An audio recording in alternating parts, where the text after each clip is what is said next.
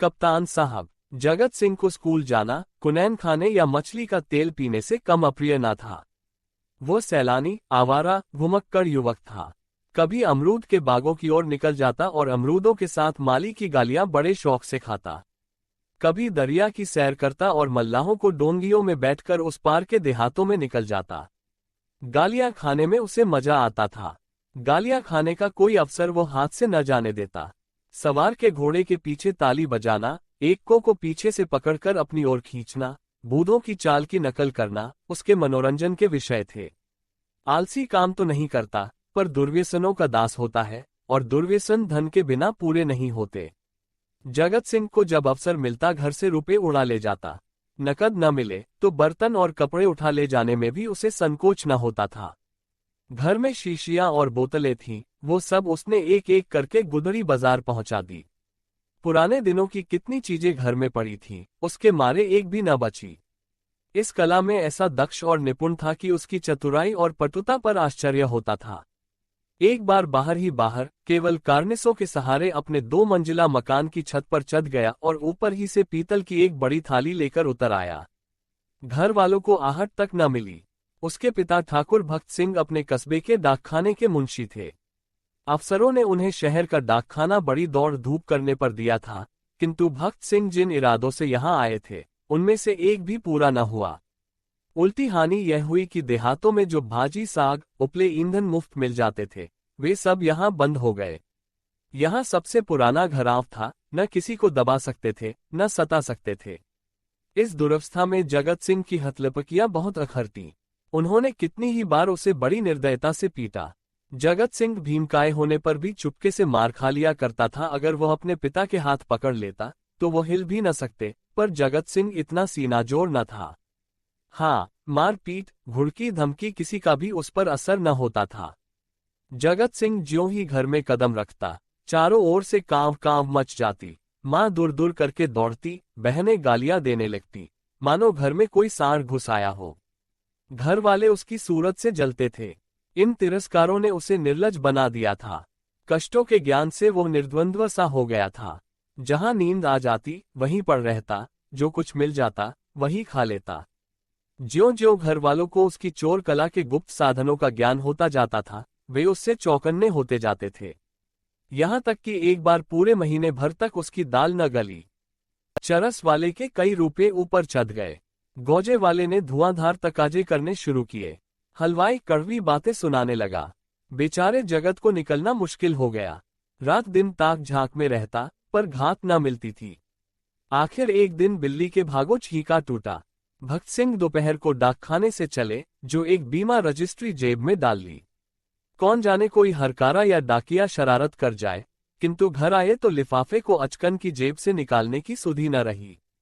जगत सिंह तो ताक लगाए हुए था ही। पैसे के लोभ से जेब टटोली तो लिफाफा मिल गया। उस पर कई आने के टिकट लगे थे। वो कई बार टिकट चुराकर आधे दामों पर बेच चुका था। चट लिफाफा उड़ा दिया। यदि उसे मालूम होता कि उसमें नोट है तो कदाचित वह न छूता, लेकिन जब उसने लिफाफा फाड़ डाला और उसमें से नोट निकल पड़े तो वो बड़े संकट में पड़ गया। वो फटा हुआ लिफाफा गला फाड़कर उसके दुष्कृत्य को धिक्कारने लगा। उसकी दशा उस शिकारी की सी हो गई जो चिड़ियों का शिकार करने जाए और अनजान में किसी आदमी पर निशाना मार दे। उसके मन में पश्चाताप था, लज्जा थी, दुख था, पर उसे भूल का दंड सहने की शक्ति न थी। उसने नोट लिफाफे में रख दिए और बाहर चला गया। गर्मी के दिन थे। दोपहर को सारा घर सो रहा था, पर जगत की आंखों में नींद न थी। आज उसकी बुरी तरह कुंडी होगी, इसमें संदेह न था। उसका घर पर रहना ठीक नहीं। 10-5 दिन के लिए उसे कहीं खिसक जाना चाहिए। तब तक लोगों का क्रोध शांत हो जाता। लेकिन कहीं दूर गए बिना काम न चलेगा। बस्ती में वो कई दिन तक अज्ञातवास नहीं कर सकता। कोई न कोई जरूर ही उसका पता देगा और वो पकड़ लिया जाएगा। दूर जाने के लिए कुछ न कुछ खर्च तो पास होना ही चाहिए। क्यों ना वो लिफाफे में से एक नोट निकाल ले? ये तो मालूम ही हो जाएगा कि उसी ने लिफाफा फाड़ा है। फिर एक नोट निकाल लेने में क्या हानि है? दादा के पास रुपए तो हैं ही, झक मार कर दे देंगे। ये सोचकर उसने 10 रुपए का एक नोट उड़ा लिया, मगर उसी वक्त उसके मन में एक नई कल्पना का प्रादुर्भाव हुआ। अगर ये सब रुपए लेकर किसी दूसरे शहर में कोई दुकान खोल ले तो बड़ा मजा हो।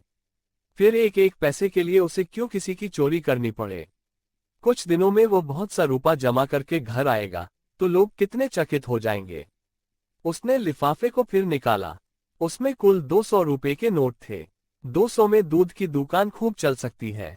आखिर मुरारी की दुकान में 2-4 कड़ाव और 2-4 पीतल के थालों के सिवा और क्या है। लेकिन कितने ठाट से रहता है, रुपयों की चरस उड़ा देता है। एक एक दांव पर 10-10 रुपए रख देता है। नफा न होता तो वह ठाट कहां से निभाता। इस आनंद कल्पना में वह इतना मग्न हुआ कि उसका मन उसके काबू से बाहर हो गया, जैसे प्रवाह में किसी के पांव उखड़ जाएं और वह लहरों में बह जाए। उसी दिन शाम को वो बंबई चल दिया। दूसरे ही दिन मुंशी भक्त सिंह पर गबन का मुकदमा दायर हो गया। बंबई के किले के मैदान में बैंड बज रहा था और राजपूत रेजिमेंट के सजीले सुंदर जवान कवायद कर रहे थे। जिस प्रकार हवा बादलों को नए नए रूप में बनाती और बिगाड़ती है, उसी भांति सेना नायक सैनिकों को नए नए रूप में बना बिगाड़ रहा था।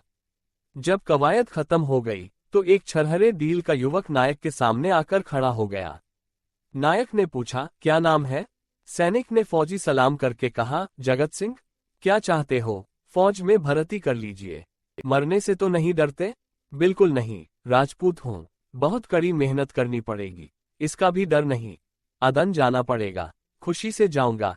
कप्तान ने देखा, बला का हाजिर जवाब। मन चला, हिम्मत का धनी जवान है, तुरंत फौज में भर्ती कर लिया।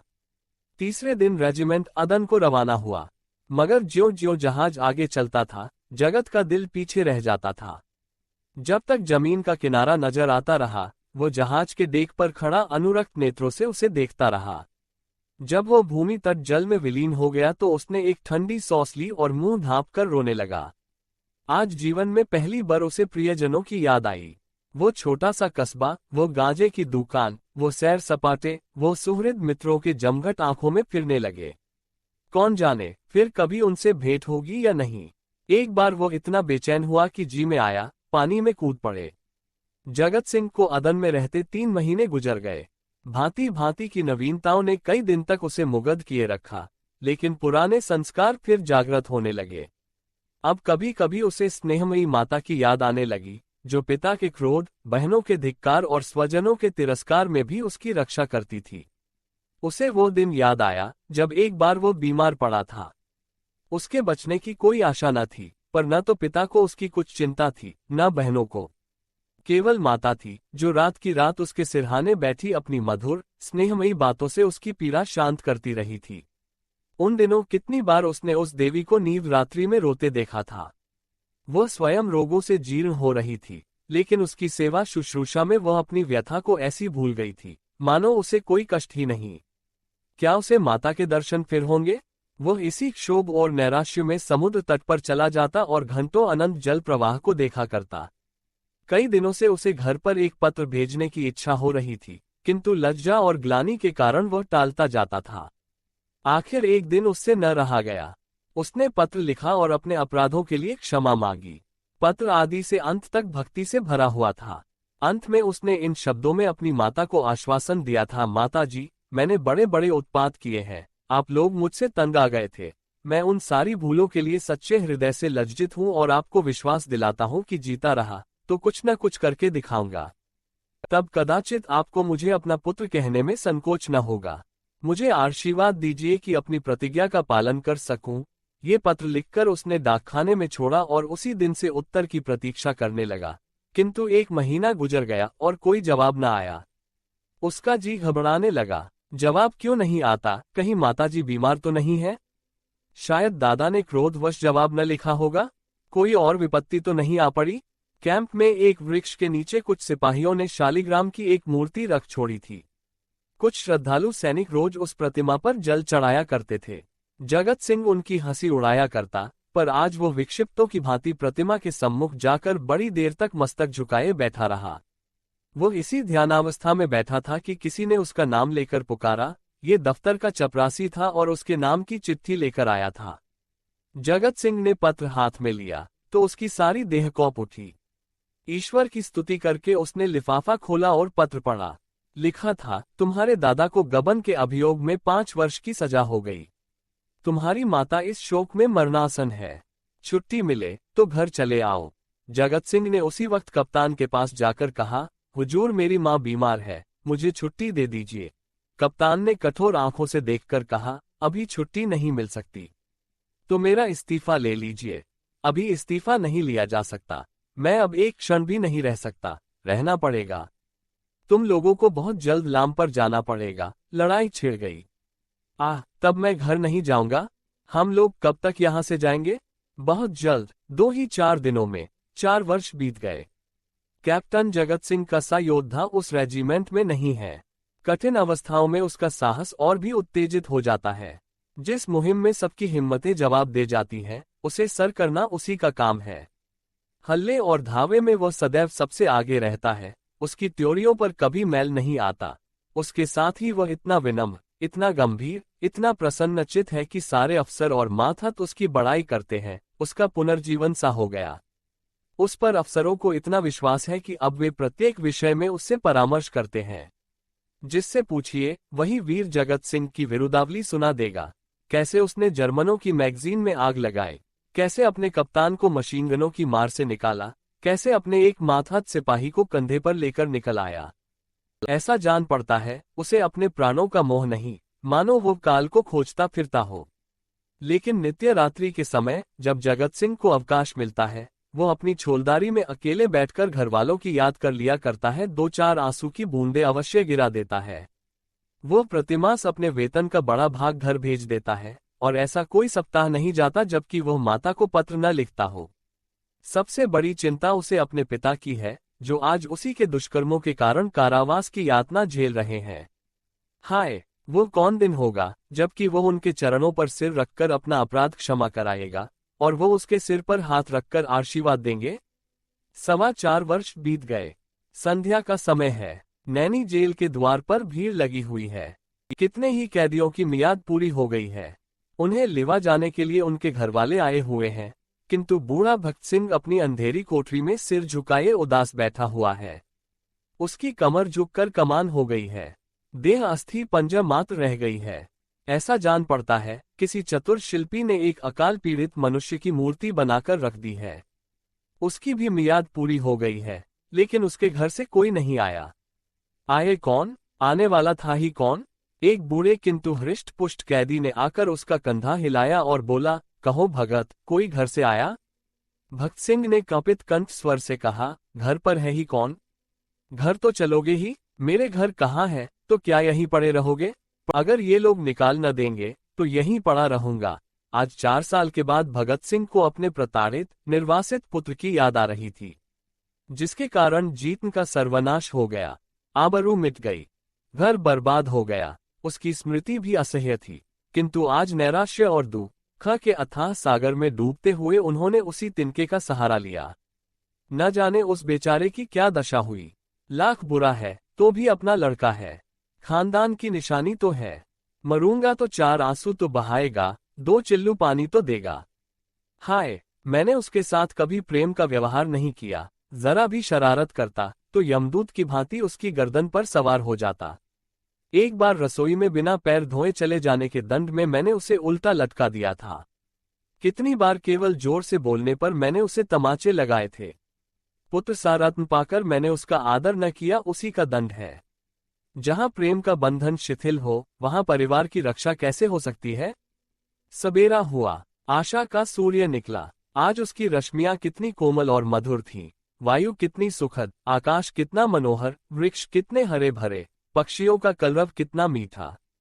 सारी प्रकृति आशा के रंग में रंगी हुई थी, पर भक्त सिंह के लिए चारों ओर घोर अंधकार था।